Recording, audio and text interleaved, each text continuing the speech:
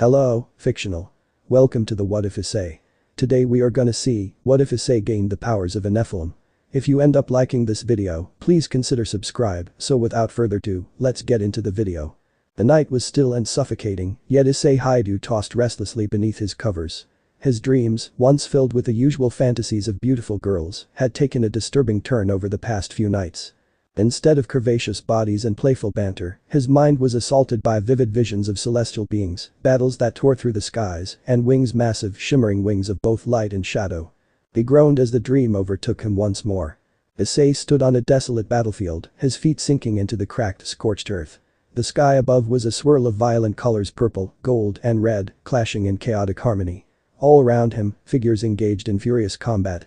Angels with radiant wings wielding swords of light, and shadowy creatures with blood-red eyes who tore through the air with demonic speed. In the distance, a lone figure bathed in blinding light stared at him, as if trying to communicate. But before Issei could make sense of it, the vision shifted. This time, he found himself flying, his body surrounded by wings, both angelic and demonic. Power surged through him, unlike anything he had ever felt. But there was also fear. The feeling of being torn apart from within, light and darkness clashing in a violent storm inside him. His wings faltered, and he began to fall. Issei woke up with a gasp, drenched in sweat. His heart pounded in his chest as if he had just fought a battle himself. He sat up, rubbing his eyes, trying to shake off the vividness of the dream. "What the hell?" he muttered, swinging his legs off the bed. His body felt different, heavier, as though a weight had settled on his shoulders. He had been having these dreams for a few nights now, but tonight was the most intense yet. It didn't help that his life had already been complicated enough as it was. Being a devil under the service of Ria's Gremory came with its own set of dangers, but this felt different. There was something deep inside him that was changing. He could feel it. After quickly dressing, Issei left his room, heading toward the occult research club. Maybe Ria's would have some answers. She always did. The moment he entered the club room, Ria's, Akeno, Kiba, and Kaneko were already there. They looked up as he walked in, and Issei could feel their gazes linger on him longer than usual. Ria's, her crimson hair glowing in the afternoon light, raised an eyebrow. "Issei, are you alright? You seem different." "Different?" Issei forced a laugh, scratching the back of his head. "I'm fine. Just didn't sleep well, that's all." But Ria's sharp eyes didn't miss a thing. She had known him long enough to sense when something was off. Akeno's soft voice broke the tension. "You look tired, Issei. Something troubling you?" He opened his mouth to respond, to brush it off, but then froze. Something shifted inside him. For just a moment, he felt a pulse, a powerful surge of energy that raced through his veins. His hands trembled, and for a second, his vision blurred. He shook his head, trying to clear it. "Issei?" Kiba asked, concern etching his usually calm features. "I am fine." Really, Issei insisted, more to convince himself than anyone else. "I just need some air." Before Rias could press further, Issei hurried out of the clubroom, leaving his friend staring after him. The evening air was cool against his skin as Issei walked home, trying to make sense of the sensation stirring inside him. Every step felt heavier, and the dreams continued to replay in his mind. Wings. Light. Battles. He could still hear the clash of swords echoing in his ears. Suddenly, a cold shiver ran down his spine, and he stopped in his tracks. The street was empty, but something was wrong. Issei turned slowly, scanning his surroundings. That's when he saw it, a dark figure perched on the roof of a nearby building, eyes glowing red. A rogue fallen angel. Without warning, the figure launched itself toward Issei, dark wings unfurled, a spear of light forming in its hand. Issei barely had time to react. He jumped back, avoiding the strike, but the force of it sent him stumbling. "Damn it." Issei cursed, summoning the boosted gear. The familiar gauntlet materialized around his arm, but before he could make a move, the fallen angel attacked again. "Haidu Issei," the angel hissed, its voice dripping with malice. "You're a threat to both heaven and hell. You shouldn't exist." "What the hell are you talking about?" Issei demanded, raising his gauntlet to defend himself. But the angel's words rattled him. How did this creature know about him? Why did it say he shouldn't exist? The fallen angel struck again, but this time, something inside Issei snapped. He felt a burning heat rise from deep within, spreading through his body like wildfire. His vision blurred, but it wasn't like before this time, it felt like power was surging to the surface, threatening to consume him. Without thinking, Issei raised his hand, and in an instant, a beam of light brighter than anything he had ever seen shot from his palm. The fallen angel barely had time to react before it was engulfed, its scream echoing into the night. Issei stood frozen, staring at his hand in disbelief. That light, it wasn't from the boosted gear. It was something else. Something divine. "What the?" Issei's breath came in ragged gasps as the energy in his body slowly subsided. The fallen angel was gone, reduced to ashes, but the questions remained. Where had that power come from? And why did it feel so familiar? Shaken, Issei hurried home, his mind racing. He needed answers. Later that night, after a tense dinner with his family, Issei retreated to the attic. It was a dusty, forgotten space filled with old boxes and furniture, but something had drawn him there. As he rummaged through the clutter, his hand brushed against a worn leather-bound book. Frowning, Issei pulled the book free and blew off the thick layer of dust covering it. The cover was etched with strange symbols, ones that seemed to glow faintly under his touch. With a sense of foreboding, Issei opened the book and began to read. As his eyes scanned the pages, his heart pounded louder in his chest. The book spoke of beings called Nephilim, offspring of angels and humans, born with both divine and mortal powers. They were considered abominations by both heaven and hell, hunted down and eradicated. His breath caught in his throat. Nephilim? That couldn't be right. But the more he read, the more the pieces fell into place. The visions, the strange power, the fallen angel's words, it all made sense now. Issei's knees buckled and he sank to the floor, the book falling from his hands. He wasn't just a devil. He was something else, something that shouldn't exist. The Nephilim, he whispered, the weight of the revelation crashing down on him.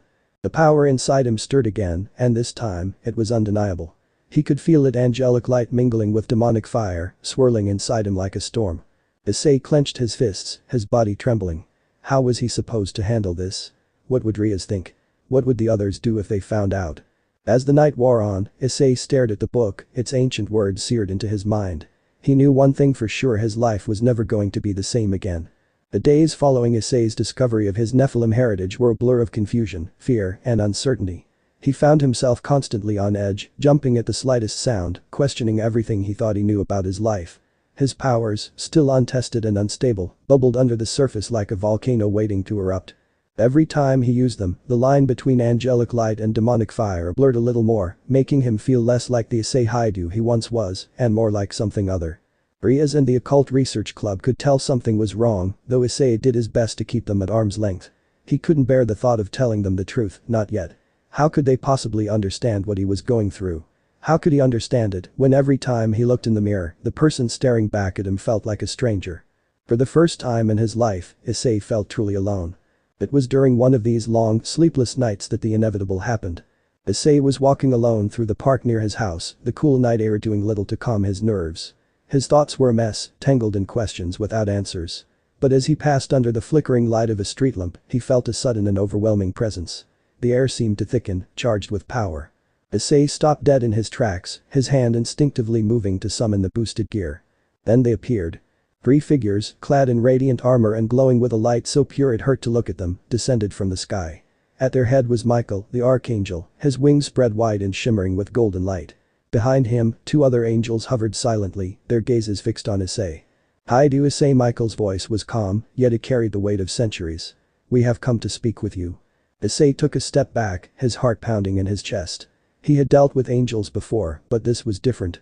Michael's presence was overwhelming, like standing in the eye of a storm. "What do you want?" Issei managed to choke out, his eyes darting between the angels. Michael's expression was unreadable, his gaze penetrating. "You have discovered the truth of your heritage. You are a Nephilim, a being born of both angel and human blood. Your existence is unique, and it places you at the center of a great conflict." Issei swallowed hard. He had suspected as much, but hearing it from Michael himself made the situation all too real. "What does that mean for me?" he asked, his voice barely above a whisper. Michael's eyes softened, just a fraction. "It means that both heaven and hell will seek to influence you, to claim you for their own.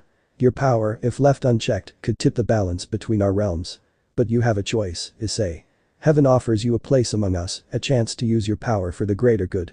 We can help you control your abilities, ensure that you do not become a danger to yourself or others."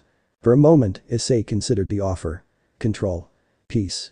The chance to avoid becoming a threat to the people he cared about. But there was something in Michael's tone, something that made Issei hesitate.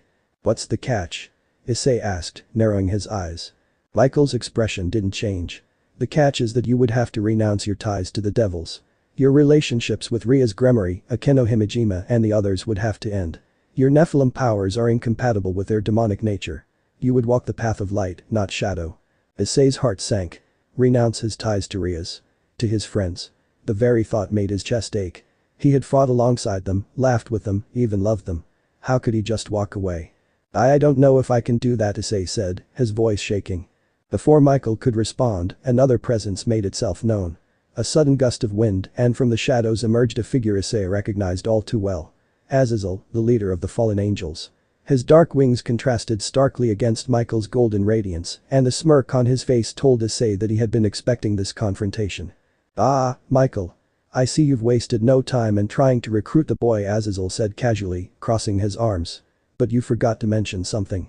Heaven may offer peace, but they'll also bind you in chains, Issei. Do you really want that?" Michael's eyes narrowed, but he remained silent. Azazel turned to Issei, his smirk fading into a more serious expression. "Look, kid, I'm not going to lie. You've got power that neither heaven nor hell has ever seen in a Nephilim before. But that's your power.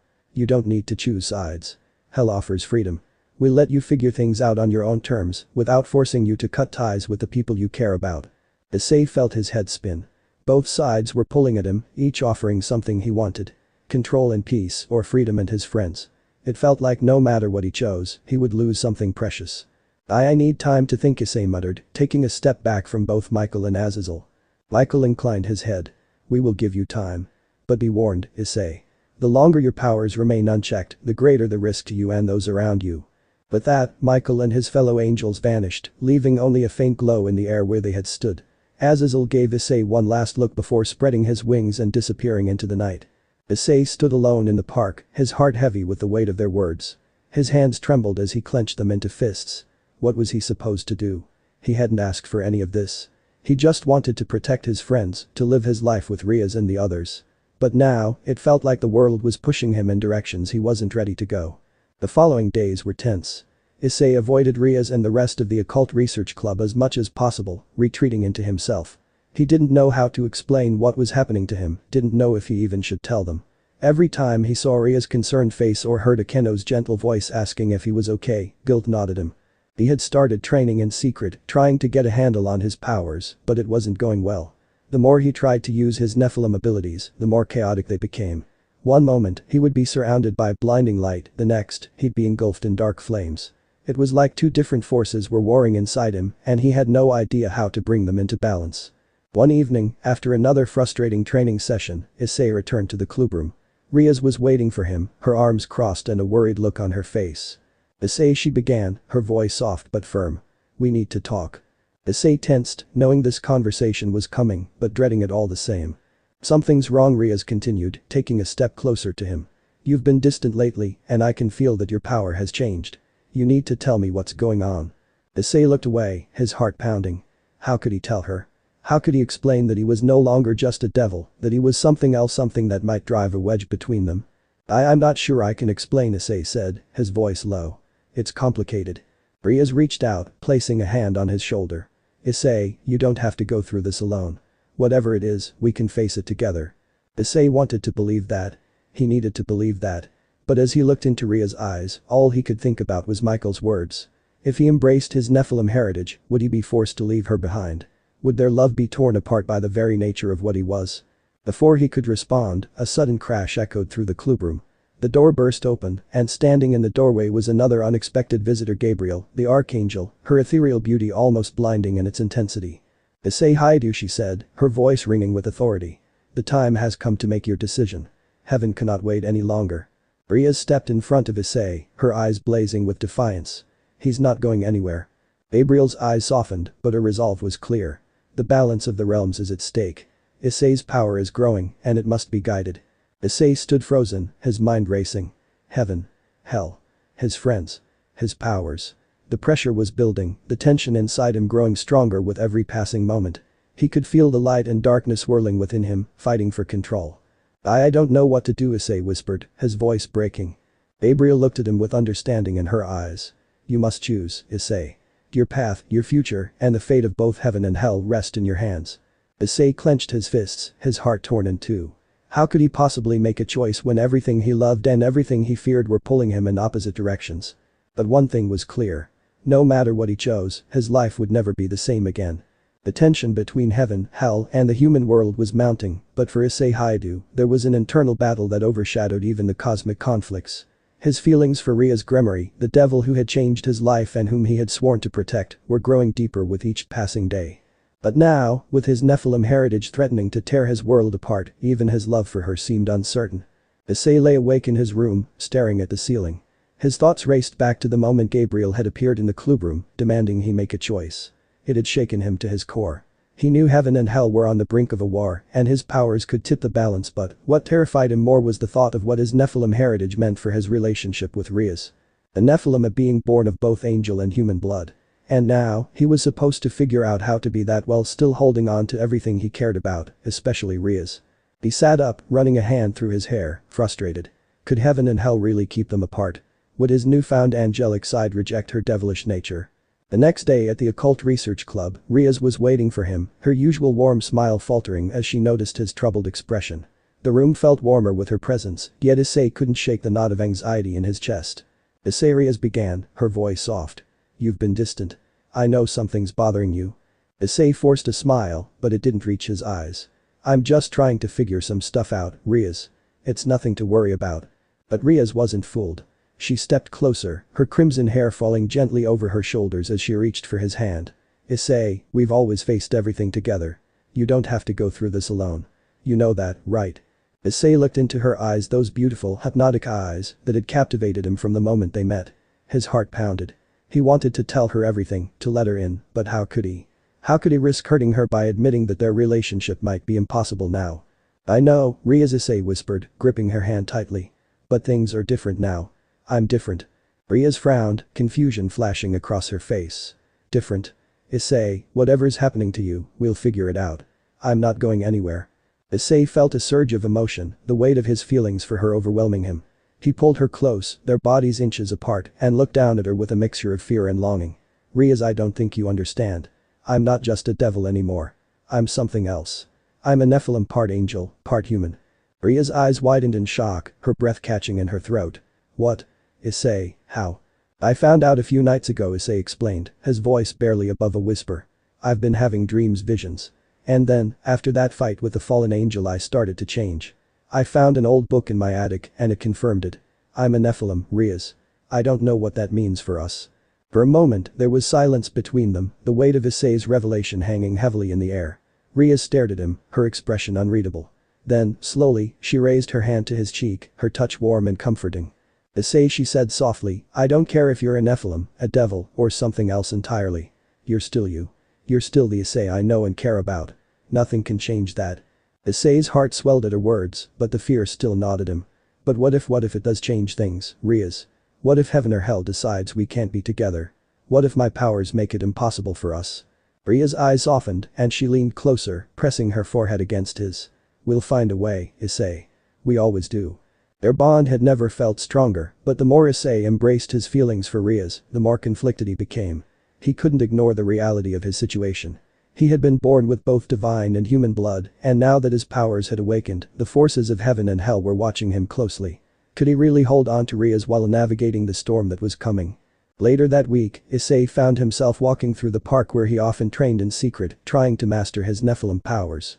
The air was crisp, the sun beginning to set, casting long shadows on the ground. He was deep in thought when he felt a familiar divine presence. He turned, his heart sinking as Gabriel, the archangel, descended from the sky, her wings glowing with a soft golden light. She landed gracefully in front of him, her expression serene yet tinged with sorrow. Issei, hi, do, Gabriel greeted, her voice as soft as a lullaby. I've come to speak with you. Issei frowned, his guard immediately up. The last time Gabriel had appeared, it had been to push him toward a decision he still wasn't ready to make. What do you want? Issei asked, his voice tense. Gabriel sighed, her radiant wings folding behind her. You've made no move to choose a side, Issei. Heaven has been patient, but your power grows stronger by the day. The balance between our realms is fragile. You must decide where you stand. Issei clenched his fists, frustration boiling up inside him. I didn't ask for any of this. I just want to live my life with the people I care about. Gabriel's gaze softened, and for a moment, there was a flicker of sympathy in her eyes. I know this isn't easy for you. But you are not like the others, Issei. Your Nephilim heritage makes you a key figure in the balance of the realms. Your choices will shape the future. Issei gritted his teeth, his thoughts immediately drifting to Rias. And what about my feelings for Rias? You're telling me I have to give her up because of what I am? Gabriel's expression grew more serious. A relationship between a Nephilim and a devil is complicated. Your divine side may not accept her, just as her demonic nature may not accept you. Such unions are forbidden for a reason, Issei. The consequences could be catastrophic. Issei felt a surge of anger rise within him. I don't care. I love Riaz. I'm not going to give her up just because some ancient rule says we can't be together. Gabriel's eyes flickered with something akin to pity.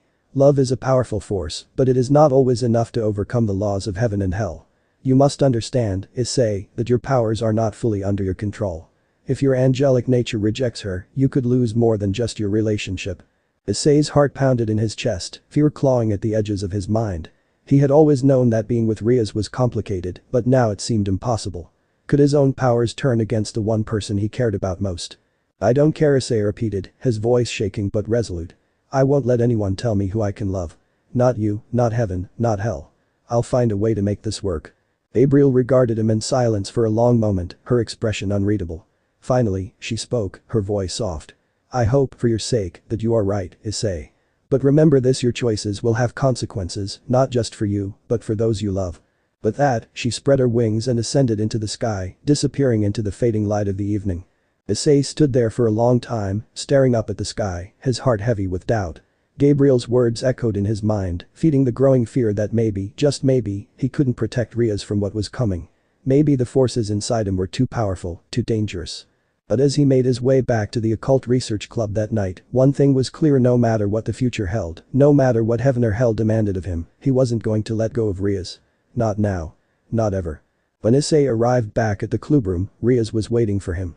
She stood by the window, bathed in the soft glow of moonlight, her hair cascading down her back like a waterfall of crimson. Issei, she said, turning to face him. Her voice was soft, filled with concern. Issei crossed the room and stood before her, his heart aching with the weight of everything he had learned. Without a word, he pulled her into his arms, holding her tightly against him. She didn't protest, resting her head against his chest, her warmth grounding him. I don't care what happens, Issei whispered into her hair. I'm not letting go of you, Riaz. I'll fight heaven and hell if I have to. But I won't lose you. Riaz looked up at him, her eyes filled with a mixture of love and determination. And I'm not letting go of you, either, Issei. Whatever comes, we'll face it together. Issei kissed her, the weight of their bond stronger than ever, even as the looming conflict threatened to tear them apart. In that moment, they were two beings defying the rules of heaven and hell, devil and Nephilim, united by love. Issei stood in the middle of the clearing, surrounded by trees that stretched toward the sky, the afternoon sun casting long shadows across the ground. His fists were clenched, and sweat dripped down his forehead as he stared at the gauntlet on his arm, the boosted gear. It was familiar, but now it felt foreign, as though the power within it was evolving beyond anything he had ever experienced. His Nephilim heritage had started to influence everything, including his sacred gear.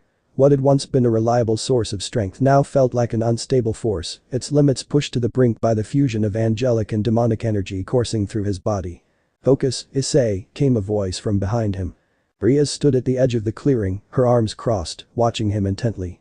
She had insisted on being present for his training, though her concern was evident in the way her eyes never left him.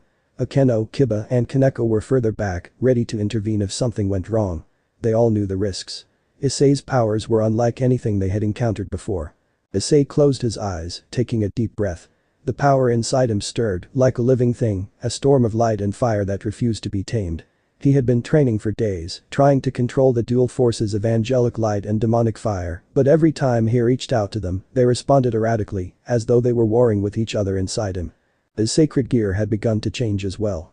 The red, dragon-like gauntlet was now streaked with ethereal white, an almost angelic glow intertwined with the demonic crimson it had always radiated. It pulsed with a strange rhythm, as though trying to balance the forces within it. Boost. Drake's voice echoed from the boosted gear, the familiar sensation of power flooding through Issei. But something was different this time. As the boost triggered, Issei felt a rush of energy, not just the usual increase in power, but something deeper. His body hummed with a raw, untamed force that seemed to come from his very soul. He opened his eyes, and for a brief moment, his vision was overwhelmed by a blinding light on one side and a swirling darkness on the other. Let's try this again, Issei muttered, steeling himself. He raised his hand, focusing on summoning both the light and fire that had begun to manifest in his training. A small orb of pure light appeared in his palm, flickering like a miniature sun. At the same time, a flame, black as night and laced with red, ignited in his other hand. The light was warm, comforting, but the fire was dangerous, volatile. Together, they crackled with unstable energy. Issei tried to merge them, bringing his hands closer together, but the moment the light and fire touched, they repelled each other violently, causing an explosion of energy that knocked Issei back several feet. He grunted as he hit the ground, the force of the impact leaving him momentarily dazed. Issei! Rhea shouted, rushing to his side. Akeno, Kiba and Kaneko followed closely behind. I'm fine, Issei groaned, pushing himself up. His hands were trembling, and his chest ached from the strain of trying to control the two forces. Rhea knelt beside him, her eyes filled with concern. You're pushing yourself too hard. This power is different. You can't treat it the same way you treated your old abilities. I know, Issei muttered, frustration bubbling up inside him. But I have to figure this out. If I can't control this power, I'll be a danger to everyone around me. Akeno stepped forward, her usual playful demeanor absent. Issei, you need to take this slowly. Your Nephilim powers aren't just an increase in strength, they're a fusion of opposing forces. If you're not careful, they'll tear you apart. Issei knew she was right, but the pressure was mounting. Heaven and hell were watching him closely, and every day that passed without him gaining control of his powers felt like a ticking time bomb. He couldn't afford to fail. Not with everything on the line. Rhea's placed a hand on his shoulder, her touch gentle but firm. You're not alone in this, Issei. We're here to help you. But you have to listen to us. You can't do this on your own. Issei nodded, though the frustration still gnawed at him. He was grateful for their support, but part of him knew that no one, not even Rhea's, truly understood what he was going through. The light and fire inside him were his burden to bear, and no one else could feel the storm that raged within him. Over the next few days, Issei's training continued, but the progress was slow. Each time he tried to merge the light and fire, the results were explosive literally. The angelic light and demonic fire were like oil and water, refusing to mix, and the strain of trying to control them was taking its toll on Issei's body. One afternoon, after another failed attempt, Issei collapsed to the ground, gasping for breath. His hands were scorched from the volatile energy, and his vision swam as fatigue overtook him. Issei, that's enough. Rhea called out, her voice laced with worry. She hurried to his side, kneeling down beside him. You're going to hurt yourself if you keep pushing like this. I can do this, Issei panted, though even he wasn't sure if he believed it anymore. The power inside him was wild, unpredictable, and every time he tried to tame it, it seemed to push back harder. Rhea's expression softened, and she placed a hand on his cheek, her touch cooling the heat that burned through his body. You're already strong, Issei. But this isn't just about strength. You need to find balance. Balance? Issei echoed, blinking up at her. Rhea nodded. Your powers come from two opposite sources, angelic light and demonic fire. You're trying to force them together, but maybe that's the problem. Maybe you need to find a way to let them exist together without merging them. Issei frowned, considering her words. He had been so focused on controlling his power that he hadn't thought about whether he was approaching it the wrong way. Maybe Rhea's was right. Maybe the key wasn't to force the light and fire to become one, but to let them coexist in harmony. Taking a deep breath, Issei sat up, his body still aching from the strain. I'll try again. Rhea hesitated, her hand still on his cheek. Issei, maybe you should rest. No, Issei interrupted, his voice firm. I have to figure this out. Slowly, he stood, his legs shaky but determined. He closed his eyes, centering himself, and once again summoned the light and fire. The two forces appeared in his hands, the light glowing softly in his right hand, the fire flickering dangerously in his left. This time, Issei didn't try to force them together. Instead, he focused on maintaining the balance between them, letting the light and fire remain separate but in harmony. His breathing slowed, and for the first time, he felt a sense of calm wash over him. The light and fire no longer clashed. They existed side by side, each radiating its own power, but no longer fighting for dominance. Issei opened his eyes, his heart pounding with exhilaration. I think I did it. Rhea's face lit up with a smile, and she stepped forward, her hands gently resting on his shoulders. You did it, Issei. You found the balance. But just as the words left her mouth, the light and fire began to flicker. Issei's calm shattered as he felt the forces within him start to spiral out of control. The balance he had achieved was fragile, and the moment his concentration wavered, it crumbled. No. Issei shouted, his hands trembling as the light and fire began to clash once more. The energy surged, building up inside him like a tidal wave, ready to explode. Issei, stop. Rhea cried, but it was too late. The power inside Issei erupted in a violent burst, sending shockwaves through the clearing. The ground shook, trees splintered, and the air was filled with the sound of crackling energy. Issei was thrown backward, his body engulfed in the chaotic mix of light and fire.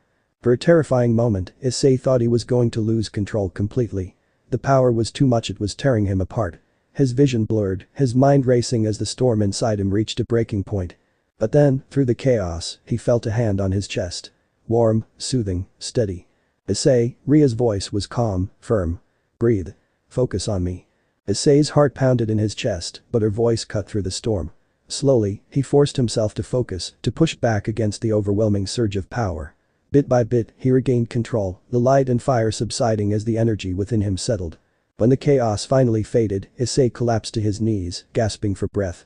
Riaz knelt beside him, her arms around him, holding him close.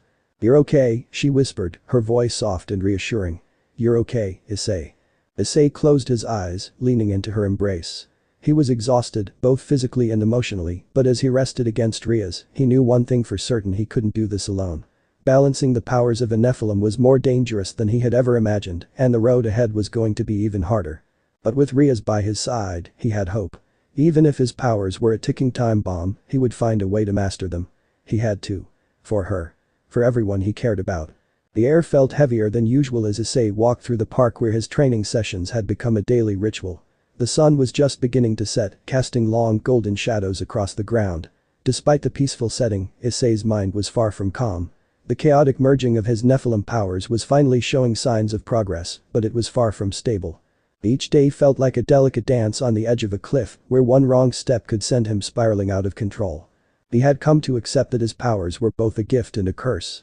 Angelic light and demonic fire, intertwined in his very being, had made him stronger than he could have ever imagined.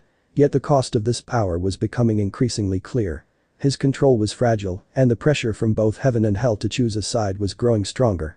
As if on cue, Issei felt it, a divine presence, so powerful and pure that it was impossible to ignore. He stopped in his tracks and looked up to see the familiar sight of angelic figures descending from the sky. Michael, the archangel, led them, his wings gleaming with a soft golden light. Beside him was Gabriel, her expression serene yet unreadable. They landed gracefully before him, their divine aura casting an ethereal glow on the park. Issei swallowed hard, his heart pounding in his chest. He knew why they were here.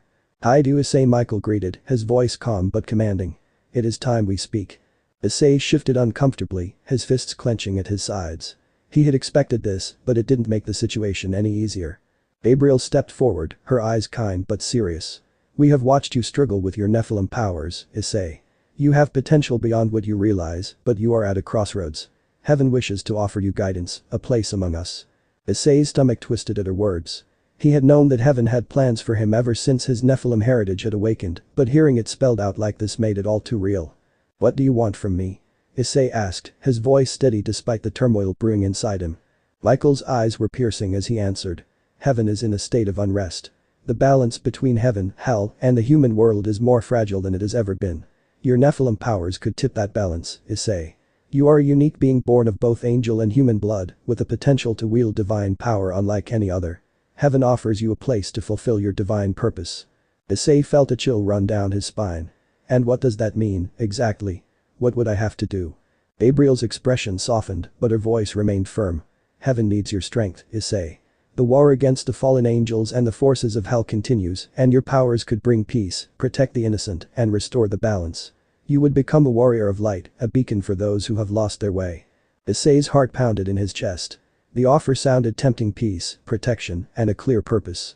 For someone who had spent so long struggling to find control over his powers, the idea of having heaven guide him was almost reassuring. But he knew there was more to it.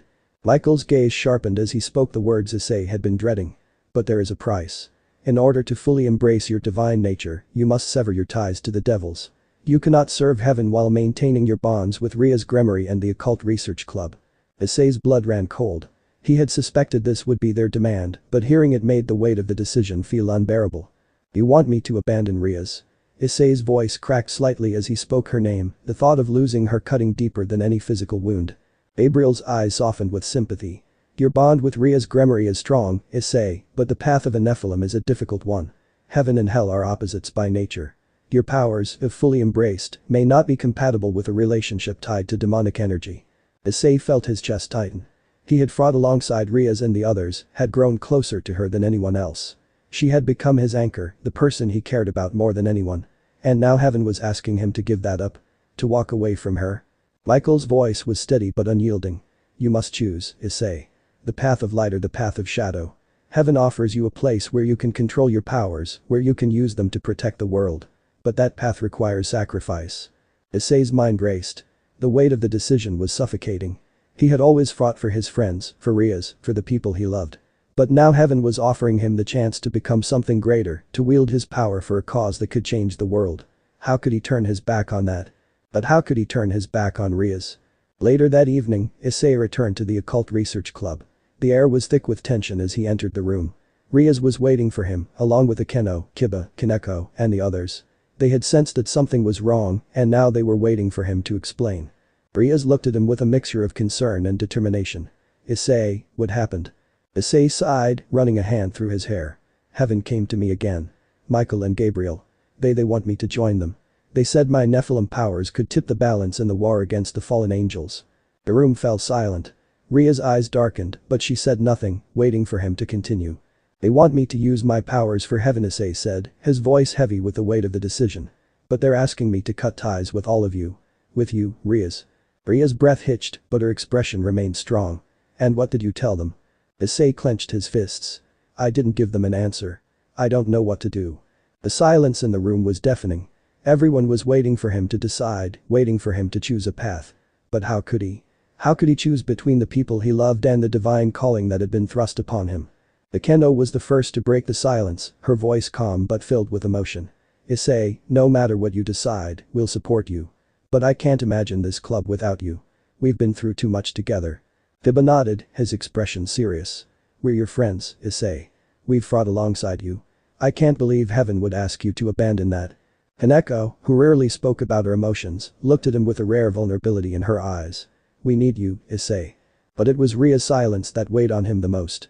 She hadn't said a word since he started explaining, and now her eyes were fixed on him, searching his face for something he wasn't sure he could give. Finally, she spoke, her voice quiet but steady. Issei, I won't tell you what to do. This is your decision, and it's not an easy one. But I need you to know something.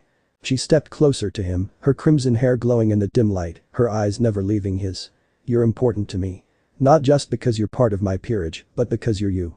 I don't want to lose you, but if this is what you feel is right then I won't stand in your way. Issei's heart ached at her words. How could she be so strong?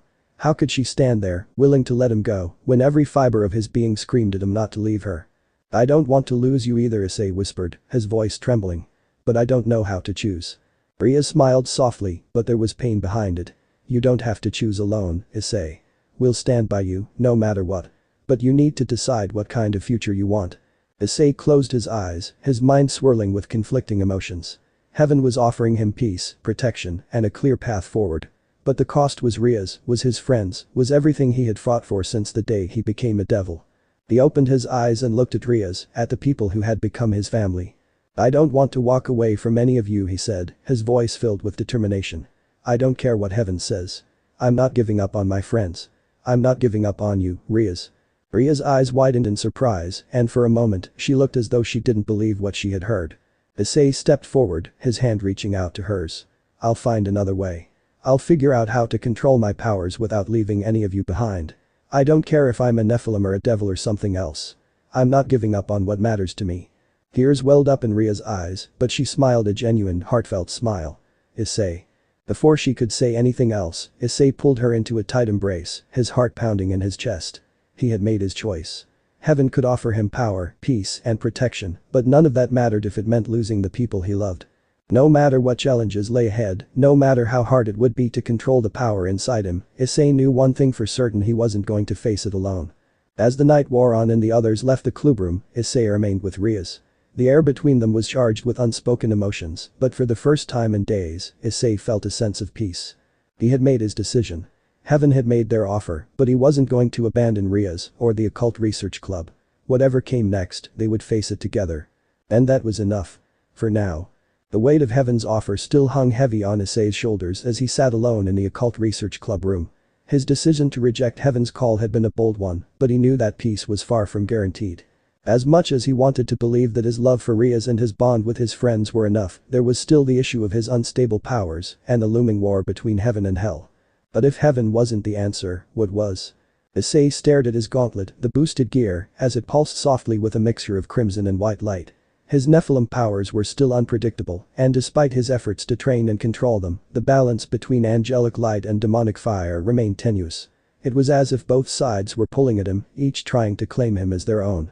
The knock on the door interrupted his thoughts, and before Issei could respond, the door creaked open.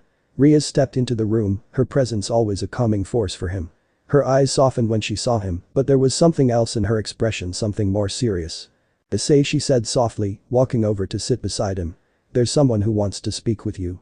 My brother Serzich's." Issei's heart skipped a beat. He had met Serzich's Lucifer, one of the four Satans and Ria's older brother, before. His power was legendary, and his reputation as both a ruler and a protector of the devil race preceded him. But why would Serzich's want to speak with him now, after Heaven's offer? What does he want? Issei asked, his voice laced with uncertainty. Riaz hesitated, her gaze falling to the floor before meeting his eyes. "He wants to offer you a different path. One that aligns more with your devil side." Issei frowned, a pit forming in his stomach. He had suspected that hell would have its own designs on him, especially now that he had rejected Heaven's offer. But hearing it from Riaz made it all too real. Before he could respond, a swirl of energy filled the room and a portal opened near the doorway. Stepping through it with an aura of calm power was Serzich's himself, his long crimson hair and regal bearing instantly commanding the room's attention. Issei Serzich's greeted, his voice warm but serious. "I hope I'm not interrupting anything." Issei stood up, his body tense. "No, it's fine. What do you want to talk about?" Serzich's smiled, though there was a weight to it, as though the gravity of the situation wasn't lost on him. "I understand that Heaven has already made its move and they've offered you a place among their ranks. But I wanted to speak with you personally to make sure you have all your options laid out clearly." Issei's eyes narrowed. "What kind of options?" Serzich's crossed his arms, his expression thoughtful. "You're not just a Nephilim, Issei. You're also a devil, a member of my sister's peerage. The blood of demons flows through you just as strongly as the blood of angels. And that's where my offer comes in." Issei's heart pounded in his chest as Serzich's continued. "You have immense potential, Issei. Potential that hasn't even begun to be fully realized. If you embrace your devil side, if you choose to focus on the demonic powers within you, there's no telling how strong you could become. With hell's support, you could surpass even the Satans themselves." Issei blinked, stunned by the sheer scope of what Serzich's was offering. Surpass the Satans. Become stronger than even Ria's brother. The idea was intoxicating, and it sent a thrill of excitement through him. But it was also dangerous. He had seen firsthand what raw, unchecked power could do, and the thought of embracing that power fully was both exhilarating and terrifying. "I'm not sure I understand," Issei said carefully. "What are you asking me to do?" Serzich's gaze sharpened. "I'm asking you to make a choice, Issei.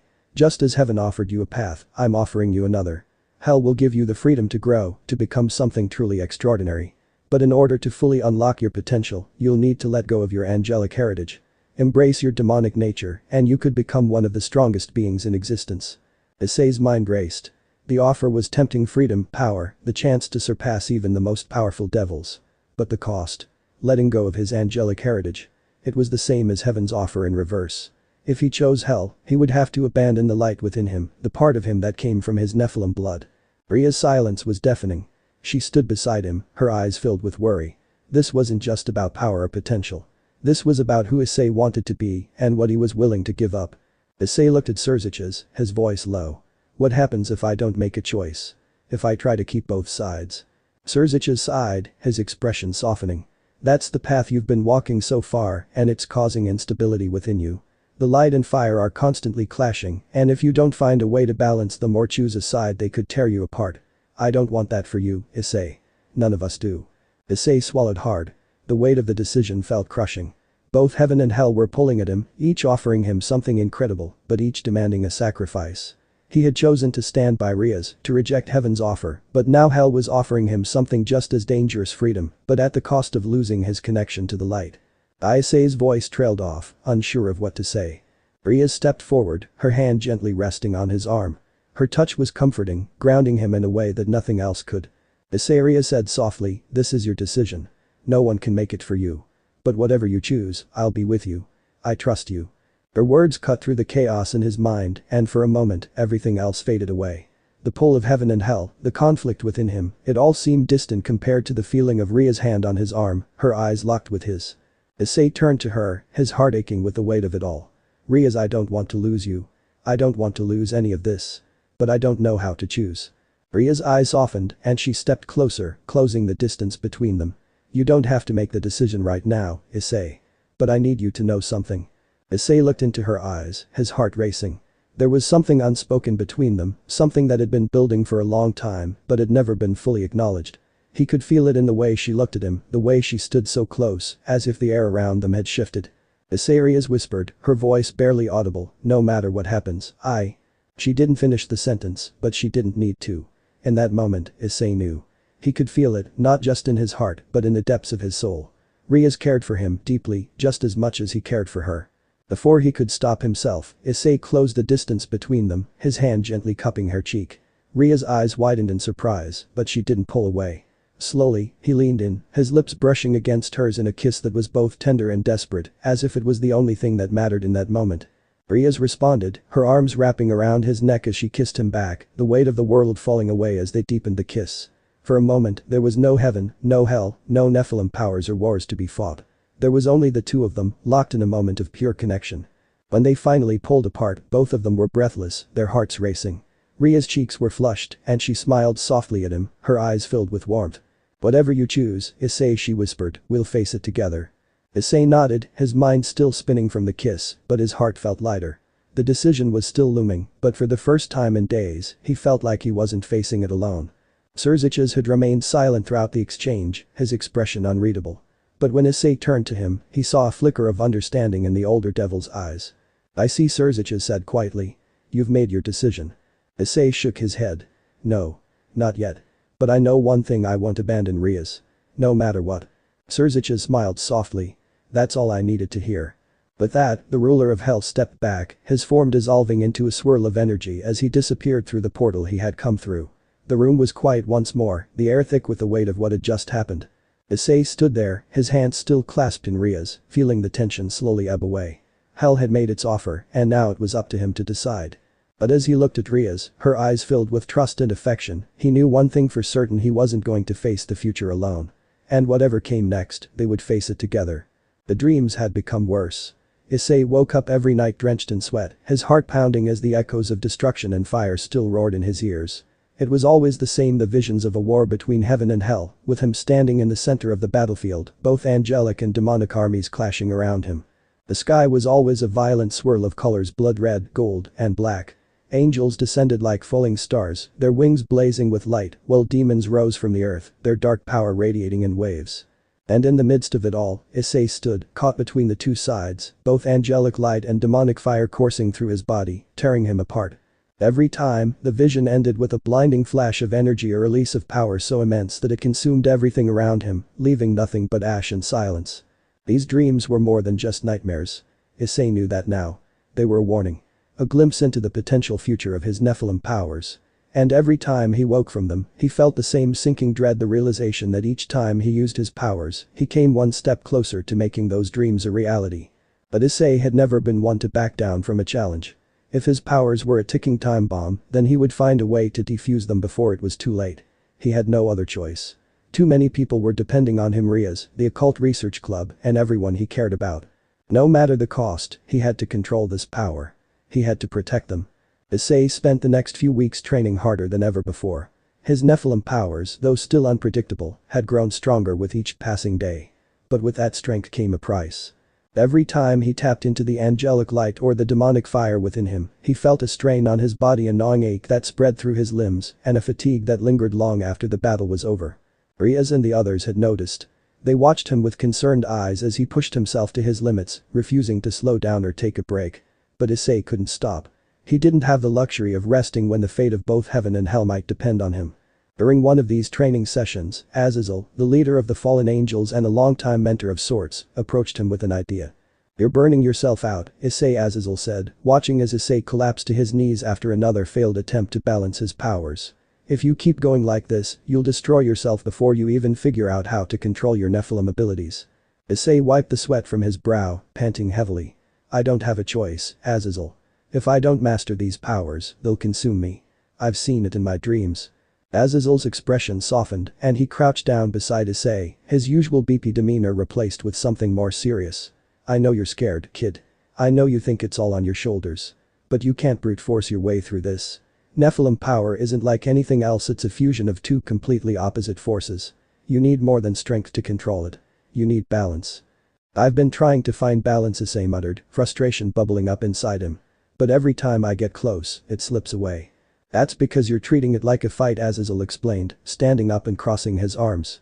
You're trying to control it with sheer willpower. But Nephilim power isn't about control, it's about acceptance. You need to accept both sides of yourself, angel and devil, and let them coexist. Issei frowned. And how am I supposed to do that? Azazel smiled faintly. There's an ancient ritual. It's dangerous and it comes with a cost, but it might help you find the balance you need. Issei looked up at him, intrigued but wary. What kind of ritual? Azazel's gaze darkened. It's a fallen angel technique, one that I've studied for centuries. It allows you to channel both divine and demonic energy at the same time, but the process is grueling. It will push your body and soul to their limits. And if you're not strong enough, it could kill you. Issei's heart pounded in his chest. He had faced danger before, fought enemies far stronger than himself, but this was different. This was about his very existence. His Nephilim powers had already begun to take a toll on him, and now Azazel was offering a way to potentially control them, but at the risk of losing everything. I don't care about the risk, Issei said, determination burning in his eyes. If this can help me protect Riaz and everyone else, then I'll do it. Azazel nodded, his expression grave. Very well. But remember, Issei, this ritual will take everything you have. Once you begin, there's no turning back. The night of the ritual came swiftly. Issei stood in a darkened chamber deep beneath the occult research club, the air thick with the scent of incense and ancient magic. Runes were etched into the stone floor, glowing faintly with an otherworldly light. Azazel had prepared everything meticulously, and now it was time to begin. Riaz and the others had protested when they found out what he was about to do, but Issei had insisted. This was his burden to bear, and he couldn't let anyone else carry it for him. As Azazel recited the incantations, Issei stood in the center of the circle, his heart pounding. The power inside him stirred, both the angelic light and the demonic fire, responding to the ancient words. He could feel them rising within him, clashing like two opposing storms, each one trying to overpower the other. The pain hit him like a tidal wave. Issei gasped, his body convulsing as the light and fire surged through him, burning him from the inside out. His vision blurred, his muscles tensed, and his skin felt like it was being torn apart. Every nerve in his body screamed in agony as the two forces fought for dominance. But he couldn't stop. He had to push through. He had to find balance. Focus, Issei. Azazel shouted from the edge of the circle. Don't fight it, accept it. Issei's breath came in ragged gasps, his body shaking violently. The angelic light pulsed in his right arm, while the demonic fire raged in his left. The pain was unbearable, but through the haze of agony, he remembered Azazel's words. It's not about control, it's about acceptance. With a trembling breath, Issei forced himself to stop resisting. He let go of the need to control the power, let go of the fear that it would destroy him. Instead, he embraced it. He accepted both the light and the fire, letting them flow through him without trying to force them together. And slowly, the pain began to fade. The light and fire no longer clashed. They moved in harmony, their energies intertwined but separate. Issei could feel them coursing through his body, a perfect balance of divine and demonic power. But even as he found that balance, he felt something else, something darker. A deep aching fatigue settled over him, not just physical but spiritual. The ritual had worked, but it had come at a price. His body was weaker. His soul felt drained, as if the very essence of who he was had been worn down by the strain of the ritual. Issei collapsed to his knees, gasping for breath. The power still flowed through him, but it no longer felt overwhelming. He had found balance, but the cost had been high. Azazel approached him slowly, his expression grim. You did it, Issei. You've achieved balance between your angelic and demonic sides. But your body won't be the same after this. Issei looked up at him, his vision blurry. What do you mean? Azazel sighed, kneeling beside him. The ritual takes a toll on the body and soul. You've tapped into a power that very few can handle, and your body's been weakened because of it. You're not going to recover from this easily. Issei's heart sank. He had known there would be a cost, but he hadn't realized how steep it would be. His muscles ached, his bones felt brittle, and his mind was clouded with fatigue. Every movement sent waves of exhaustion through his body. But even as the weight of it all pressed down on him, Issei knew one thing for certain: he had done it. He had found balance. He could control his powers now, at least for the moment. And that meant he could protect Riaz and everyone else, no matter the cost. I'll be fine, Issei said, though his voice was weak. I just need time. Azazel placed a hand on his shoulder, his expression softening. You've done well, kid. But don't push yourself too hard. This kind of power comes with a heavy burden.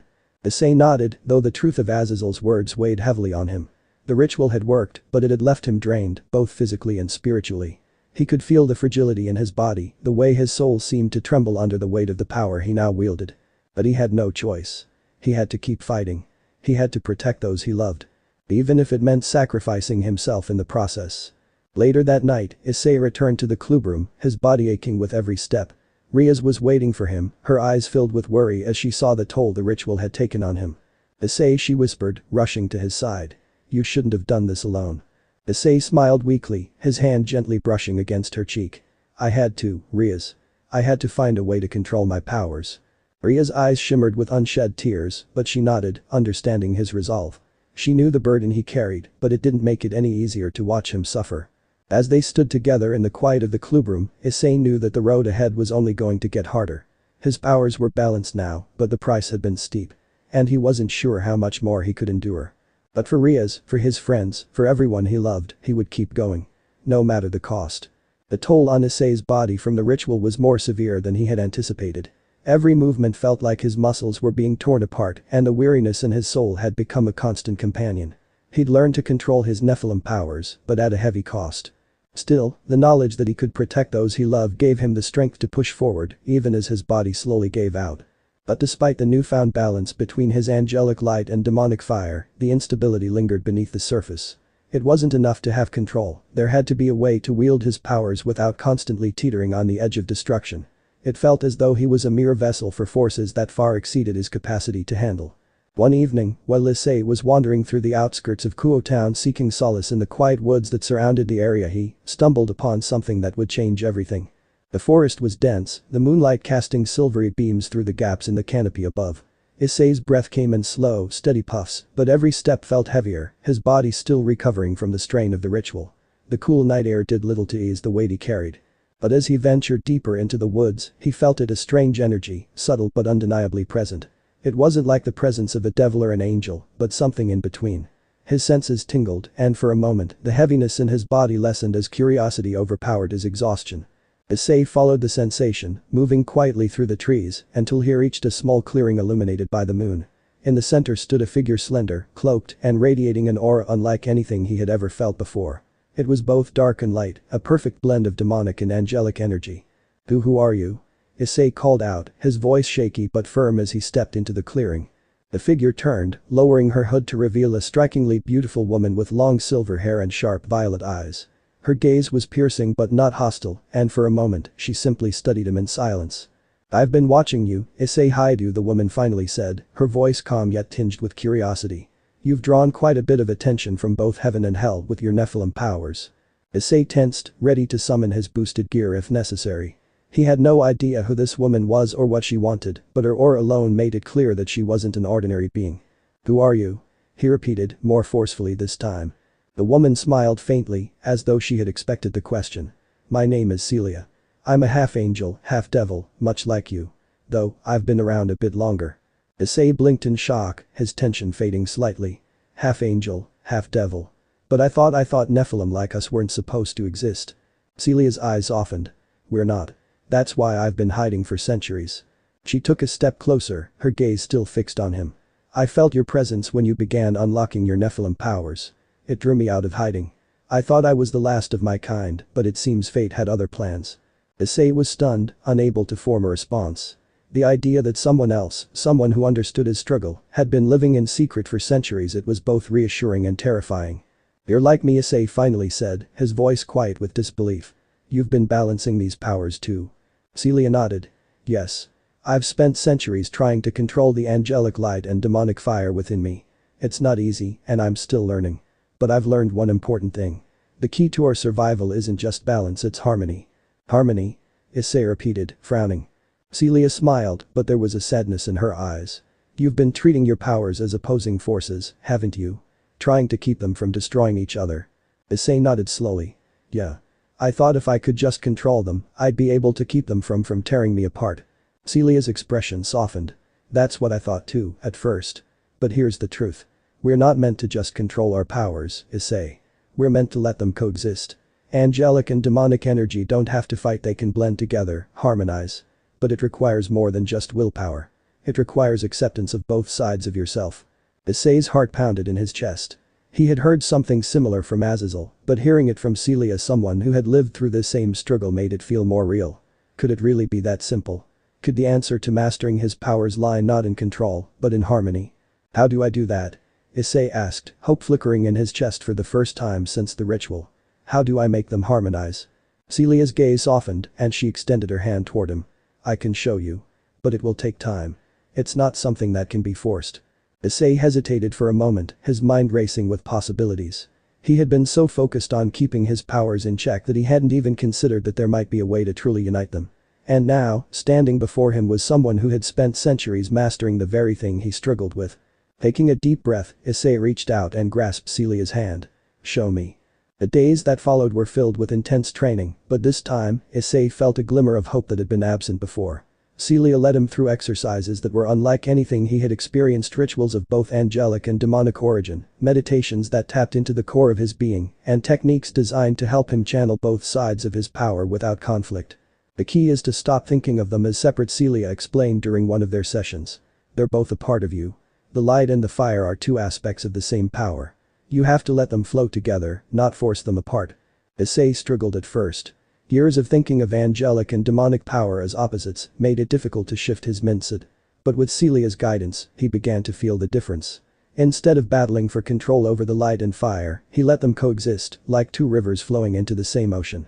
One night, as they stood in the clearing beneath the full moon, Issei closed his eyes and let the power rise within him. He could feel the familiar warmth of angelic light in his right hand and the dangerous heat of demonic fire in his left.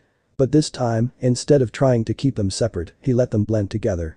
The two energies merged, swirling around him in a vortex of light and shadow, and for the first time, there was no pain, no struggle. The power flowed through him naturally, harmonizing in a way he had never experienced before. When he opened his eyes, Celia was smiling at him, her own energy irradiating in the air around her. You did it, she said softly. You found harmony. Issei's heart raced with exhilaration. For the first time since his awakening, he felt like he had control, real control. The power no longer felt like a burden, but a part of him, something he could wield without fear of self-destruction. I can't believe it, Issei whispered, looking down at his hands, which were still glowing faintly with a mix of angelic and demonic energy. It worked. Celia nodded, her expression both proud and relieved. You've come a long way, Issei. But you're not done yet. The more you use this power, the more you'll understand its true potential. But be careful. You've drawn attention. Issei frowned. Attention. Celia's expression grew serious. Your power is growing, and others have noticed. Both heaven and hell are watching you closely, and there are those who won't be happy with the path you've chosen. You need to be prepared. Issei's heart sank. He had known that mastering his Nephilim powers would attract attention, but hearing it from Celia made it all too real. He wasn't just a devil in Ria's peerage anymore. He was something else, something both sides wanted to control. I understand, Issei said, determination burning in his chest. But I'm not going to let them use me. I'll fight for the people I care about, no matter who comes after me. Celia smiled faintly. You remind me of myself, back when I was still figuring all of this out. But you're stronger than I ever was. Just be careful, Issei. You're walking a dangerous path. Issei nodded, his resolve unwavering. I know. But I'm not afraid anymore.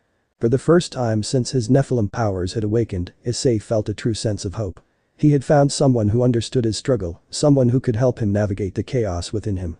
And with Celia's guidance, he was finally starting to master his abilities. But even as he stood in the clearing, the faint glow of his harmonized power surrounding him, Issei knew that this was only the beginning. Dangerous forces were watching, waiting for him to slip up. And the war between heaven and hell was far from over. But now, with the light and fire finally in balance, Issei was ready for whatever came next. The air was thick with tension. The sky above Kuo Town was painted with ominous clouds, swirling and dark, as if the heavens themselves were warning of the chaos to come. Issei could feel the weight of the impending storm pressing down on him, not just in the air, but in his very soul. The harmony he had fought so hard to achieve with Celia's help now felt fragile, like it could be shattered at any moment.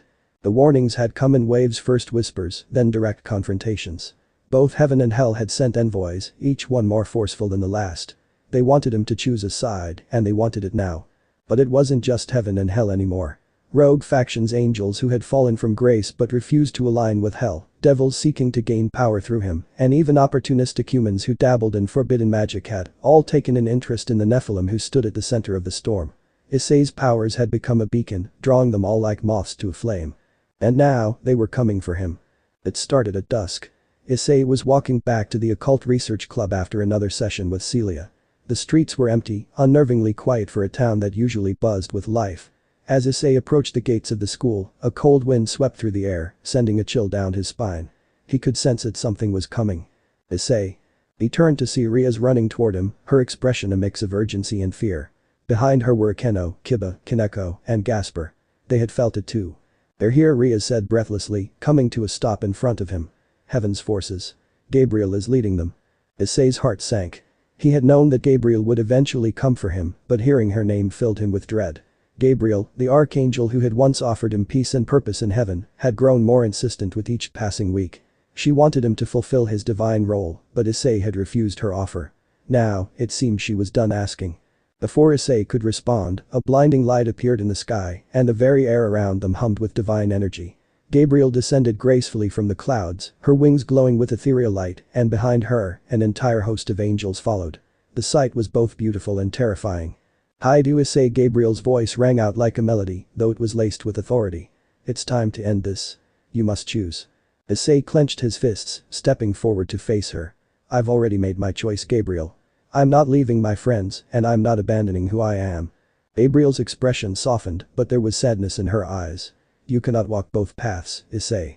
The power inside you will destroy you if you do not choose a side. Heaven offers you salvation and peace. But if you reject this offer again, I cannot promise you mercy." Before Issei could respond, another energy surged into the atmosphere, darker, more chaotic.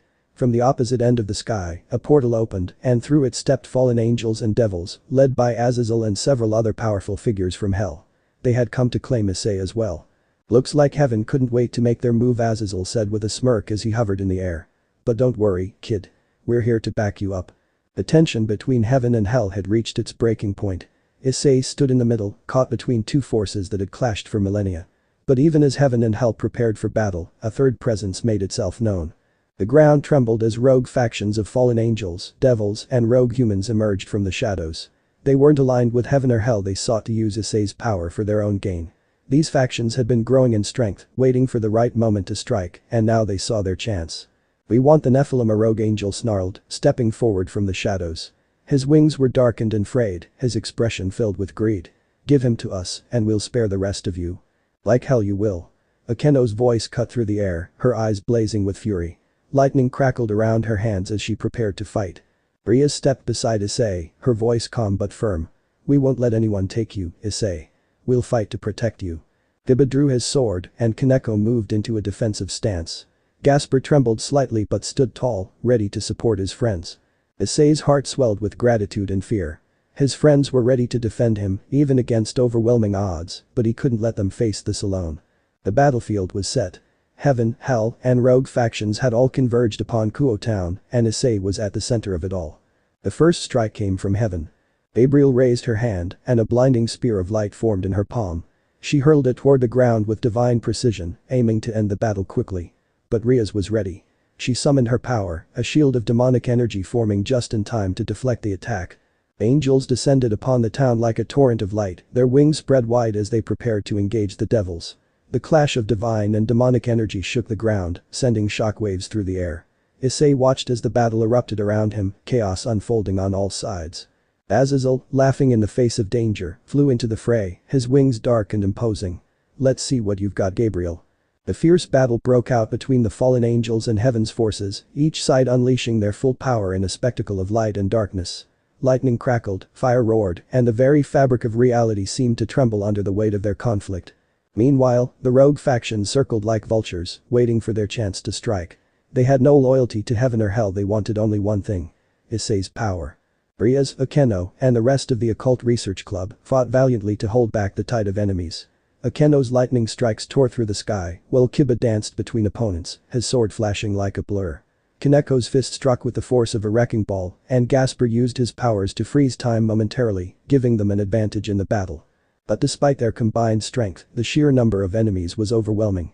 Issei could feel his heart pounding in his chest, the weight of the battle pressing down on him. His friends were fighting for him, risking their lives for him. And he couldn't stand by any longer. The power inside him surged, the angelic light and demonic fire that had harmonized within him rising to the surface. His boosted gear flared to life, glowing with a mixture of red, white, and black energy. "I can't let you all fight alone," Issei muttered, clenching his fists. He stepped forward, the air around him crackling with energy. "I'm not going to run from this anymore." He launched himself into the battle, his power flaring with every step. Issei struck with a force that sent enemies flying, his attacks a blend of divine light and demonic fire. Angels, devils, and rogue factions alike were caught off guard by the sheer power he wielded. But as Issei fought, he could feel the toll it was taking on his body.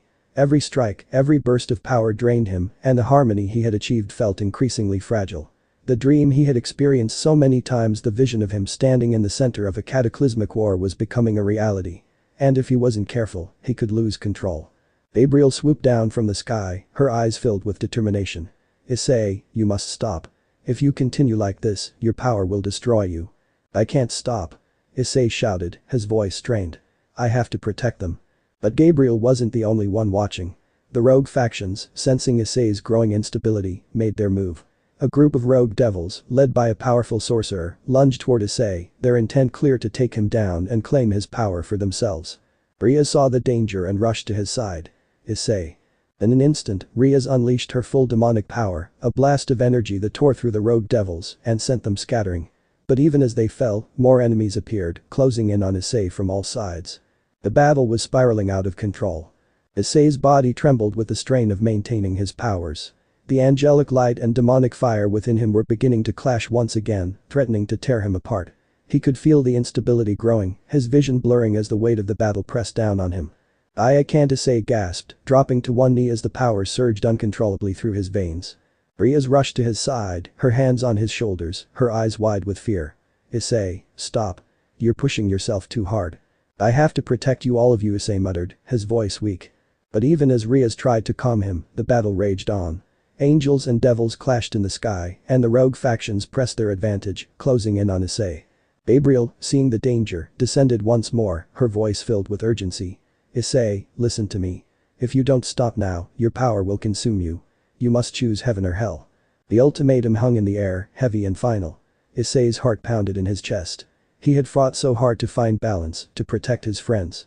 But now, the choice he had avoided for so long was staring him in the face. Choose a side or be consumed by his own power. As the chaos of the battle swirled around him, Issei's mind raced. His friends were fighting for him, willing to die for him. He couldn't let them down. He couldn't let his power destroy everything he had fought to protect. But the surge of determination, Issei made his decision. "I'm not choosing heaven or hell," Issei shouted, his voice ringing out over the battlefield. "I'm choosing my own path."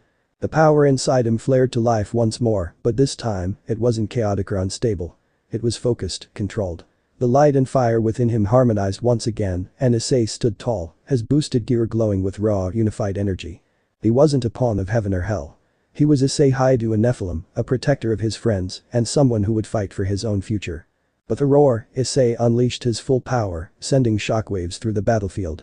Angels, devils, and rogues alike were caught in the blast, forced to retreat as Issei's energy consumed the sky.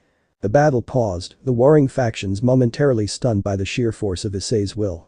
As the dust settled, Gabriel, Azazel, and the rogue factions all watched him, their expressions a mixture of awe and uncertainty. "You'll regret this," Issei Gabriel said softly, though there was no malice in her voice. "But we will honor your choice." With that, she and the angels retreated into the sky, disappearing into the clouds. Azazel gave Issei a nod of approval before leading the fallen angels and devils back into the shadows. The rogue factions, sensing they had lost their opportunity, scattered into the night. The battle was over, but Issei knew it was only the beginning. As he stood amidst the wreckage of the battlefield, Rhea came to his side, her eyes filled with pride and concern. "You chose your own path," she whispered, her hand gently resting on his arm. Issei smiled weakly, the exhaustion finally catching up to him. "Yeah. And I'm going to keep walking it. No matter what." Rhea smiled softly, her hand finding his. "Then we'll walk it together." But the storm behind them, Issei knew that there were still battles ahead, conflicts that would test him in ways he couldn't yet imagine. But for now, he had won. He had claimed his own future, his own power. And for the first time in a long time, Issei felt truly free. The battlefield was quiet now. The air, once thick with the clash of angels, devils, and rogue factions, had settled into an uneasy calm. Issei stood at the center, his chest heaving with exhaustion, but his heart pounding with newfound clarity. The battle had taken everything out of him, and yet, as the dust settled, he felt more alive than ever before. Rhea stood beside him, her hand gently resting on his arm, her warmth grounding him in the reality of what had just happened. He had fought not just for his friends, but for his right to choose his own path, a path that neither heaven nor hell could dictate. He wasn't their pawn. He wasn't just a Nephilim caught between two worlds. He was something more. "Issei, are you alright?" Riaz asked, her voice soft yet filled with concern. She could feel the weight of what he had just gone through, the toll it had taken on his body and soul. Issei nodded, though his mind was still spinning. "Yeah, I think I am. But something's different now. I can feel it." He glanced down at his hands, where the remnants of his power still flickered. The angelic light and demonic fire, one so unstable and chaotic, now flowed together in harmony, but it was more than that. There was a new energy, something that wasn't just a combination of the two, but a fusion, an entirely new force that pulsed through him, reshaping who he was. The realization hit him like a wave. This conflict, this battle between heaven and hell, had never truly been about choosing one side or the other. It had always been about him, about his ability to forge his own destiny. He wasn't bound by the rules of either realm, and the power inside him wasn't just a curse or a burden. It was an opportunity to become something greater. "I understand now," Issei whispered, his voice filled with conviction. "This isn't just about heaven or hell. It's about me, about who I choose to be." Ria's eyes softened, and she stepped closer, her hand gently cupping his cheek. "You've always had the strength to make your own choices, Issei. That's what makes you different from the others." Issei met her gaze, the weight of her words settling into his heart. "I can't keep fighting for heaven or hell. I need to be something more, something neither of them can control. And I think I know how." Before Riaz could respond, the ground beneath them trembled and a surge of energy shot through the air. The battle may have paused, but the forces of heaven and hell hadn't truly retreated. They were still watching, waiting for their chance to strike again. Gabriel, hovering high above the battlefield, her wings glowing with celestial light, descended gracefully, her expression unreadable. "Issei Haidu, you've rejected both paths. But you must understand, your power is too great to remain unchecked. If you do not choose a side, you risk becoming a threat to both heaven and hell." Azazel, watching from the shadows, smirked but said nothing. He knew what was coming, but even he wasn't entirely sure what to expect. The rogue factions had dispersed, but their presence lingered like vultures waiting for their moment. Issei looked up at Gabriel, his resolve hardening. "I've already made my choice, Gabriel. I'm not going to be a pawn in your war. And I'm not going to let anyone use me as a weapon." Gabriel's eyes narrowed, though there was no malice in her gaze. "Then what will you do, Issei? You cannot exist as both angel and devil. The power within you will consume you if you do not control it." Issei's heart pounded, but he wasn't afraid. He had felt the fusion of angelic light and demonic fire inside him, and he knew, instinctively, what it meant. He didn't need to choose between heaven and hell because he was something beyond both.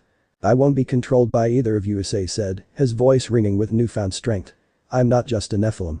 I'm more than that now." With Riaz by his side, Issei closed his eyes and reached deep within himself, feeling the angelic and demonic energy swirling inside him. But this time, instead of trying to control them or keep them separate, he let them fully merge. The light and fire combined, not as opposing forces, but as one, creating a new energy, a new form of power that had never existed before. His body glowed with radiant light, but it wasn't the pure, divine light of heaven. Nor was it the dark, fiery power of hell. It was something in between, something that transcended both realms. His wings, once only crimson as a devil, now shimmered with iridescent colors, white, gold, black, and red, all merging together in perfect harmony. Issei felt the transformation deep in his bones, his power no longer a burden, but an extension of his will. His boosted gear flared to life, but it too had changed, its crimson surface now streaked with white and gold, radiating a power that was uniquely his. The ground beneath him trembled, but this time, it wasn't out of instability. It was out of power, his power. Issei had become something new, something that neither heaven nor hell could claim. Gabriel watched in stunned silence, her eyes wide as she realized what was happening. This is impossible." Issei looked up at her, his expression calm but resolute. "I'm not bound by your rules, Gabriel. I'm not just an angel, and I'm not just a devil. I'm something more. I'm the balance." With a wave of his hand, Issei unleashed a surge of energy, not as an attack, but as a demonstration of his newfound strength.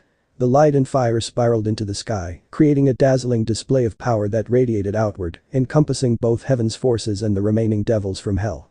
It wasn't a destructive force, but a calming one, a reminder that he wasn't a pawn in their war. Azazel laughed, a low chuckle of admiration. Well, kid. You really did it." Gabriel, still in shock, slowly descended to the ground. "You've transcended the boundaries of heaven and hell, you've become something we never imagined." Issei nodded, though his expression was not one of arrogance or triumph. He wasn't trying to prove anything to Gabriel or to hell. This was about him, about forging his own destiny. "I've chosen my path, Gabriel. And I'm going to protect the people I care about my way. Gabriel lowered her gaze, her wings folding behind her. I see that now. You are beyond our control, Issei Haidu. Heaven will not pursue you any longer. Azazel stepped forward, grinning. And it looks like hell's going to let you be too, kid. You've earned that much. The tension that had hung over the battlefield finally began to dissipate. The forces of heaven and hell, recognizing that Issei was no longer a pawn to be fought over, began to retreat. Gabriel's wings unfurled once more, and with a final glance at Issei, she ascended back into the sky, leading her angels away. Azazel, ever the trickster, gave Issei a mock salute before following his own forces back into the shadows. But Issei knew this wasn't the end. The war between heaven and hell would continue, and rogue factions would still seek to exploit his power. But now, he was ready. He wasn't just a Nephilim caught between two worlds, he was the embodiment of balance, the fusion of light and fire, and he would face whatever came next on his own terms. As the battlefield cleared, Riaz stood beside Issei, her eyes filled with awe and pride. You've done it, Issei. You've truly become something incredible. Issei smiled softly, his body still glowing faintly with the fusion of his powers. I couldn't have done it without you, Riaz. You've always believed in me, even when I didn't believe in myself. Ria's eyes shimmered with emotion, and she stepped closer, wrapping her arms around him in a tight embrace. I'll always believe in you, Issei. No matter what. Issei held her close, the warmth of her presence grounding him after the storm of power that had surged through him. He had transcended the boundaries of both heaven and hell, but in the end, it wasn't power or strength that mattered most to him. It was the people he loved, the people he would protect, no matter what. As the sun began to rise on the horizon, casting a golden light over the battlefield, Issei knew that a new chapter of his life had begun. He wasn't bound by the past, by the expectations of heaven or hell. He was free to forge his own path, and with Riaz and his friends by his side, he would face whatever challenges came his way. Issei Haidu, the Nephilim who had become something greater, had found his true strength not in the power of angels or devils, but in the heart of who he was. And for the first time in his life, he felt truly at peace. The war between heaven and hell raged on, a seemingly endless conflict that engulfed the realms in chaos. Angels, devils, and fallen forces clashed with a fury that had been brewing for centuries, each side locked in a battle for dominance, for survival. But amid the fire and fury, something else was growing, something that defied the rules both sides had lived by for millennia. It was love. A love that transcended the boundaries of heaven and hell. A love between a Nephilim, born of both angelic and demonic power, and a devil who had placed her trust, her heart, in him. Issei Haidu had always loved Riaz Gremory, but it was only now, standing on the precipice of the final battle, that he truly understood the depth of what they shared. It wasn't just a relationship between a devil and a boy. It was a bond that had grown stronger through every trial, every challenge they had faced together. Their love was more than a connection of hearts, it had become a symbol, a beacon of hope that heaven, hell, and the mortal world needed more than ever. The battlefield stretched out before them, an open plain scarred by the relentless conflict. On one side stood the forces of heaven, their wings of light shimmering with celestial energy. On the other side, the armies of hell gathered, their dark powers crackling in the air like a storm waiting to be unleashed. In the middle of it all stood Issei, his newly awakened power radiating from him in waves. His wings, once purely those of a devil, now shimmered with iridescent colors, a perfect blend of angelic and demonic energy. The light and fire that had once warred within him were now in perfect harmony, creating something entirely new, something that both heaven and hell feared yet could not ignore. Beside him stood Riaz, her crimson hair flowing in the wind, her eyes filled with determination. She had always been a force to be reckoned with, but now, standing with Issei, their bond made them stronger than ever. Her trust in him, her love for him, had never wavered, and now, as the world watched, that love would be tested in the final moments of this war. Riaz turned to Issei, her voice soft but filled with resolve. Issei, no matter what happens, we're in this together. I believe in you. I always have. Issei's heart swelled with emotion as he looked into her eyes. There was no fear, no doubt. Just love. I know, Riaz. And I'll protect you, no matter what. I'll protect all of us. Riaz smiled, but there was a flicker of something deeper, something more. It's not just about protecting me, Issei. You've become more than that. You're the bridge between these worlds. You've given everyone hope. You've shown them that there's another way. Issei took her hand, the warmth of her touch calming the storm inside him. We're stronger together. We always have been. As the armies of heaven and hell gathered their strength for what would likely be the final confrontation, Gabriel descended from the ranks of angels, her expression a mixture of sorrow and understanding. She had witnessed Issei's transformation, his refusal to align himself with either side, and though she had once sought to bring him into heaven's fold, she now realized that he was something beyond their reach. You stand in defiance of the natural order, Issei Haidu, Gabriel said, her voice carrying across the battlefield. But perhaps that is exactly what this world needs. Issei met her gaze, his resolve unwavering. This war doesn't have to end in more bloodshed, Gabriel. There's another way. Heaven and hell don't need to destroy each other. We can protect the worlds of humans, angels, and devils alike. And I'm going to fight for that future. Gabriel's wings fluttered softly as she considered his words. You speak of unity, but unity has never been the way of our realms. Rhea stepped forward, her voice filled with the same determination. Maybe it's time for that to change. Issei and our love proves that the boundaries between heaven and hell can be crossed. We are living proof that angels, devils, and humans can coexist. Gabriel looked at them both, her expression softening. You may be right. Perhaps this war has been waged for too long. But even as Gabriel's words hung in the air, the forces of hell stirred. Azazel, flanked by several powerful devils, appeared on the horizon, his expression unreadable. Though he had supported Issei's rise to power, there were others in hell who sought to claim the Nephilim strength for their own purposes. You've made quite the speech, Issei, Azazel said, his voice carrying a hint of mockery. But not everyone here is interested in peace. Several rogue devils snarled behind him, their dark powers crackling with impatience. They had no interest in unity, no desire for coexistence. They wanted dominance, and they saw Issei as the key to securing it. Issei tightened his grip on Rhea's hand, his eyes narrowing. I'm not going to let this war tear apart everything we've fought for. Azazel chuckled, but there was no malice in it. I didn't think you would. The tension on the battlefield was palpable. Heaven's forces remained poised, waiting for Gabriel's command, while hell's armies shifted restlessly, uncertain of what their next move would be. And in the middle of it all stood Issei, Rhea's by his side, their love and resolve the only things keeping the two realms from plunging back into chaos. It was then that Issei made his decision. He released Rhea's hand and stepped forward, his wings spreading wide, his power radiating from him like a beacon. The armies of heaven and hell watched in stunned silence as Issei spoke, his voice carrying across the battlefield. I'm not here to fight for heaven, and I'm not here to fight for hell, Issei declared, his heart pounding with every word. I'm here to protect the people I care about, the world I care about. I don't care what you are, angel, devil, or human. I will fight for all of you. His words hung in the air, and for a moment, the battlefield was still. Then, slowly, the tension began to break. The forces of heaven and hell, once poised for destruction, began to lower their weapons, their eyes drawn to the young Nephilim who stood before them, refusing to choose a side. Gabriel's expression softened, and she bowed her head slightly.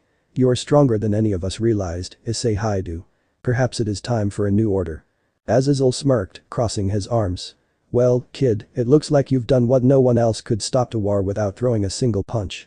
Issei smiled, but his focus remained on the task ahead. This was only the beginning. The war between heaven and hell wasn't over, but it didn't have to end in destruction. It could end in something new, something that he and Rhea's had proven was possible. Rhea stepped forward, standing beside him once more. Together, we can protect this world, Issei. You and I. Issei nodded, his heart swelling with love and determination. We can. But even as the armies began to retreat, there were those who refused to accept this new future. A rogue faction of devils, unwilling to let go of their thirst for power, launched a final desperate attack. Their leader, a twisted and power-hungry devil, aimed directly for Issei, his dark magic swirling with deadly intent. Rhea's eyes widened as the attack barreled toward them, but Issei was ready. He stepped forward, his wings spreading wide, and with a surge of his newfound power, he deflected the attack with ease. The rogue devil staggered, his eyes wide with shock. You're done, Issei said, his voice filled with finality. With a swift strike, Issei unleashed a wave of energy that engulfed the rogue faction, neutralizing their power and sending them fleeing from the battlefield. The threat had passed, and the war was over for now. Rhea's turned to Issei, her eyes filled with pride. You did it. Issei smiled, pulling her into his arms. We did it. As the sun set on the battlefield, casting a warm glow over the world they had fought to protect, Issei and Rhea stood together, their love shining brighter than ever. It was a love that had defied the rules of heaven and hell, a love that had given hope to all who witnessed it. And as they looked out over the horizon, Issei knew that this was just the beginning. There would be more battles to fight, more challenges to face. But with Rhea's by his side, he was ready for whatever the future held. Together, they would protect the world they loved no matter what.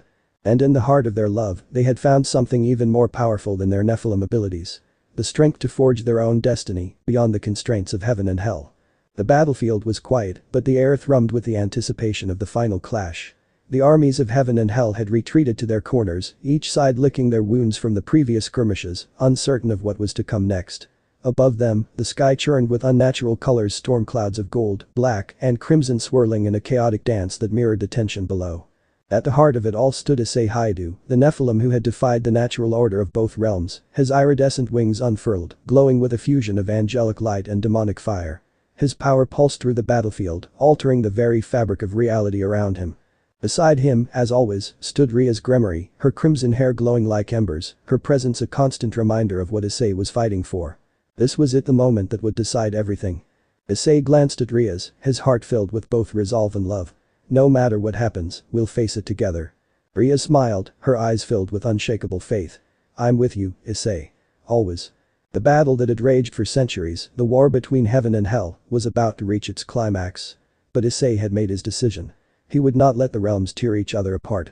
He would not allow the people he loved, nor the world he called home, to be caught in the crossfire of their endless war.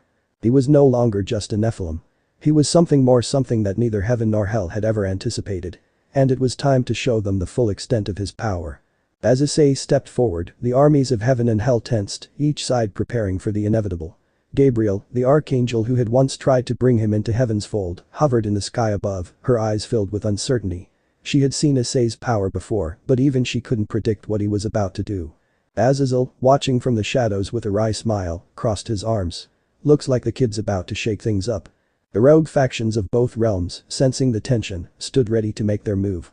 But Issei wasn't going to let them disrupt what he had worked so hard to build. He raised his hand, and with a surge of his energy, the battlefield around him began to shift.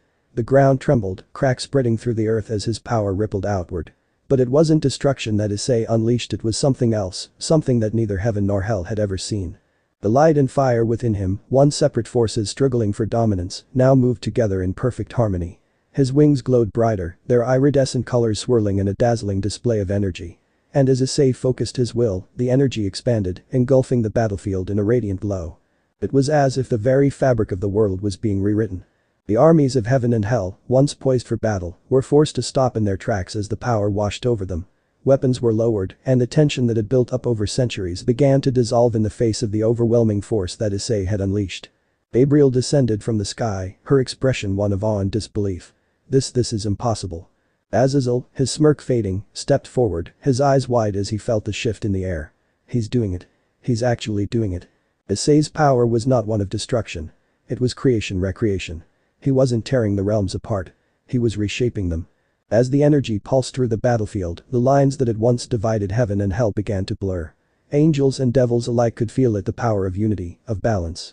The war that had raged for so long no longer seemed inevitable. The hatred that had fueled the conflict began to fade, replaced by something else. Hope. Issei looked up at Gabriel, his voice calm but filled with strength. This war doesn't have to continue, Gabriel. Heaven and hell don't need to destroy each other.